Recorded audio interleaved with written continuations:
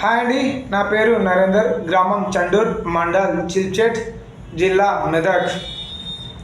విషయం, మా గ్రామ చండూర్ అభివృద్ధి కోసం పోరాడుతున్నా. మా గ్రామంలో సర్పంచ్గా కాంగ్రెస్ అభ్యర్థి సర్పంచ్గా గెలిచిండు. ఉప సర్పంచి టీఆర్ఎస్ అభ్యర్థి. మా గ్రామంలో ఇప్పటి వరకు ఎటువంటి అభివృద్ధి పరచలేరు, ఎటువంటి సమస్యలపైన పరిష్కారం చేయలేరు. మా గ్రామం చాలా వెనుకబడి ఉండిపోయింది. మా సర్పంచ్ ఊళ్ళో ఉండట్లేదు. ఇస్నాపూర్లో ఆయుర్వేద షాపు, ఆయుర్వేద ఆర్ఎంపి డాక్టర్గా దందా కొనసాగిస్తున్నాడు. ఊరు సమస్యలు పట్టించుకోవట్లేదు. ఉప సర్పంచ్ ఉన్నా లేని కిందికే. రాజకీయంపై అవగాహన లేదు. ఊరు ప్రజలు చాలా సమస్యలతో ఇబ్బంది పడుతున్నారు. ఊర్లోకి బస్సు సౌకర్యం, కూరగాయల మార్కెట్, బస్తీ దవాఖానా, పల్లె దవాఖానా, మంచినీటి మెరుగుపరచడం, విద్యుత్ దీపాలు, సీసీ రోడ్లు మరియు వ్యవసాయానికి లిఫ్టు, చెరువులు రిపేరింగు, చెరువు కట్టలు అభివృద్ధిపరచడం, ప్రతి ఇంటికో చెట్టు, ఊర్లో సీసీ కెమెరాలు, వితంతులకు యుద్ధులకు పింఛన్లు, వికలాంగులకు కూడా పింఛన్లు, మరియు ముసలి వాళ్ళకు చేతగాని వాళ్ళకు వాళ్ళ ఆరోగ్యం దృష్టిలో పెట్టుకొని బీపీ షుగర్లు టెస్టులు చేసి మందులు సరఫరా చేయడం, మరియు ఊరిలో దోమల నిర్వహణ, మరియు ఊరు చాలా సమస్యలతో ఇబ్బంది పడుతుంది. ఇలా చెప్పుకోకపోతే పిల్లలు ఫోన్లతో స్మార్ట్ ఫోన్లు రావడం వల్ల పిల్లలు చాలా చెడిపోతున్నారు. చదువుపై దృష్టి తగ్గిస్తున్నారు. పిల్లల కోసం ఒక గ్రంథాలయం మరియు పిల్లల కోసం ఆడుకోవడానికి ఒక గ్రౌండు,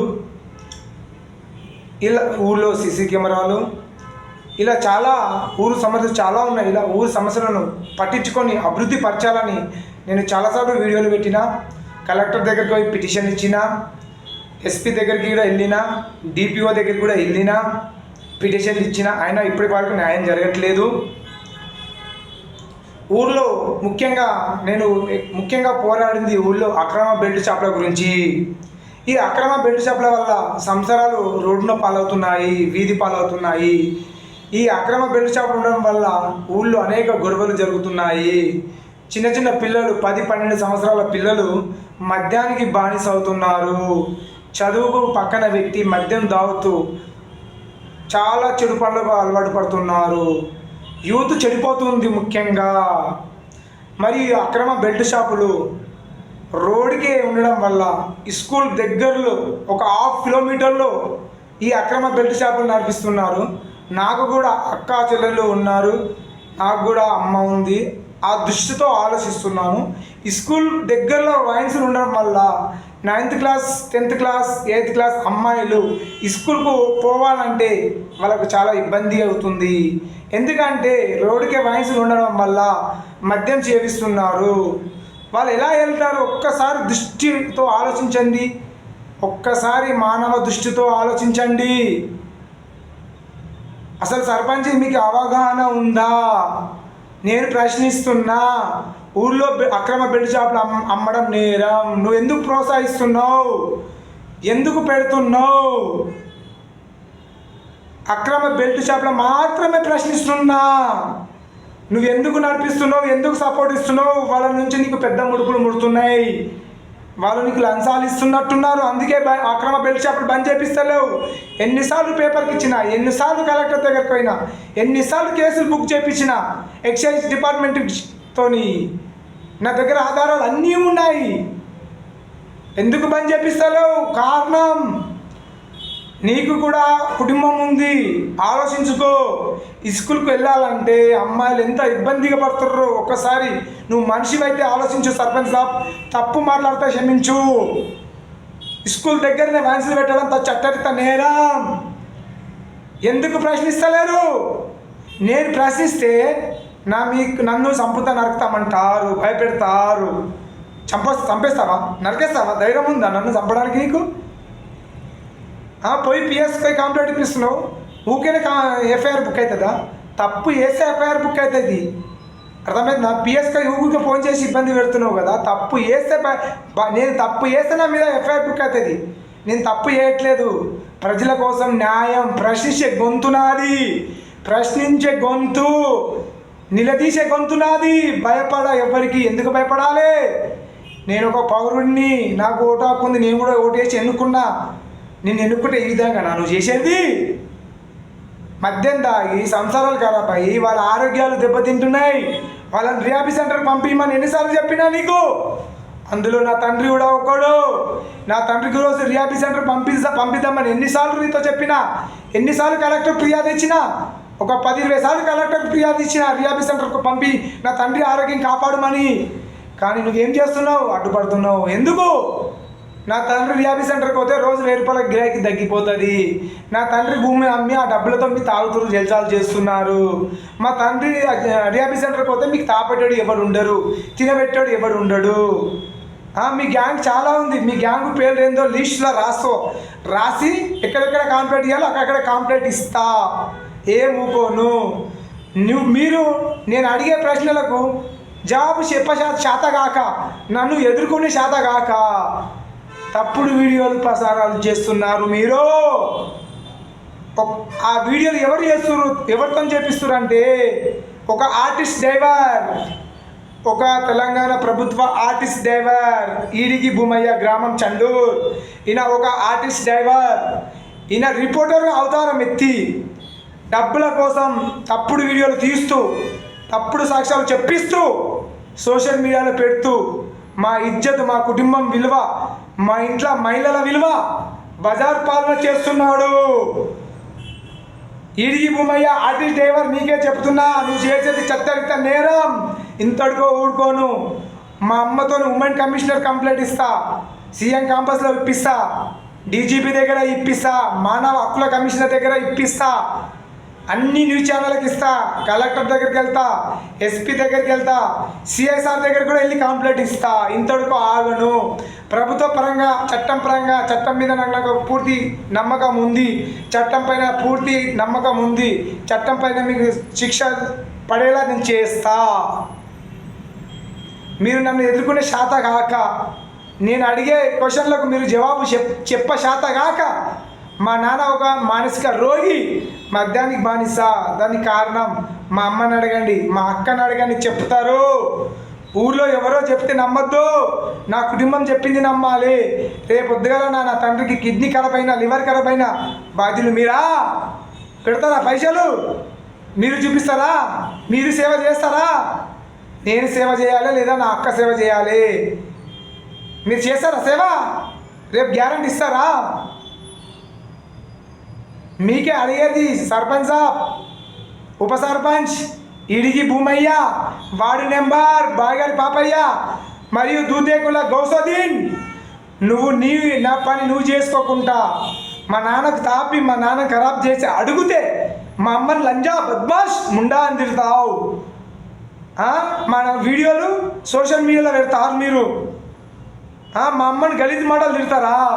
నా దగ్గర ఆధారాలు ఉన్నాయి కదా, చట్టపరంగా వెళ్తా, సీఎం దగ్గర దాకా వెళ్తా. చెప్తున్నా కదా సర్పంచ్ సాబ్, మన పంచాయతీరాజ్ శాఖ వ్యవస్థ ఎమ్మెల్యే సీతక్క దగ్గర కూడా వెళ్తా. నా ధైర్యం ఉంది, నాకు ఆలోచన ఉంది, పోయి మాట్లాడతాను నీ గురించి. సర్పంచ్ సాబ్, నువ్వు చేసే పనుల గురించి, నువ్వు చేసే విధానం గురించి. ఆర్టీసీ భూమయ్య ఆల్రెడీ మీ సంగారెడ్డి డిపో మేనేజర్ కంప్లైంట్ ఇచ్చిన, మీ హెడ్ ఆఫీస్ కూడా పోయి కంప్లైంట్ ఇస్తా. Social media already TV9, V6 అన్ని న్యూస్ ఛానల్లో ఇస్తా, వెళ్తా, మాట్లాడతా, బరాబరా ప్రశ్నిస్తా. సోషల్ మీడియా కూడా ఇక్కడ నుంచి పెడతా, మీ మీద కేసులు కూడా పెడతా. ఇక్కడ నుంచి ప్రతి చోట ఫిర్యాదు ఇస్తా. నేను చెప్తున్నా కదా, ప్రతి చోట మా అమ్మ ఇస్తాను, నేను ఇస్తాం, ప్రతి చోట ఇచ్చుకుంటూనే పోతాం. చెప్తున్నా కదా, అందరి దగ్గర గవర్నమెంట్ ప్రకారం అందరి దగ్గర ఫిర్యాదు ఇస్తా. ఇక్కడ నుంచి రేపటి నుంచి చూసుకోండి. నేను ఊరు కోసం పోరాడుతున్నా, ఊరు ప్రజల కోసం పోరాడుతున్నా. మీ చేసే దొంగ రాజకీయాలు నా దగ్గర నడవాయి. వాయిస్లు బంద్ చేపిస్తున్నాని మా నాన్నకు మద్యం తాపి, మా నాన్నతో తప్పుడు వీడియోలు తీసి సోషల్ మీడియాలో పెట్టి మా ఇజ్జత్ తీసేస్తారు, మా విలువ తీసేస్తారు. ఒక్కసారి ప్రభుత్వం ఊర్లోకి వెళ్ళి మహిళలను ఎంక్వైరీ చేయండి. చెప్తున్నా ప్రభుత్వం, కలెక్టర్ గారు, దయచేసి చెప్తున్నా, డిపిఓ గారు దయచేసి చెప్తున్నా, గవర్నమెంట్ పోలీస్ శాఖ ప్రతి ఒక్కరికి చెప్తున్నా, గ్రామంలోకి పోయి మహిళను అడగండి, వాళ్ళు చెప్తారు వాళ్ళ బాధ ఏందో.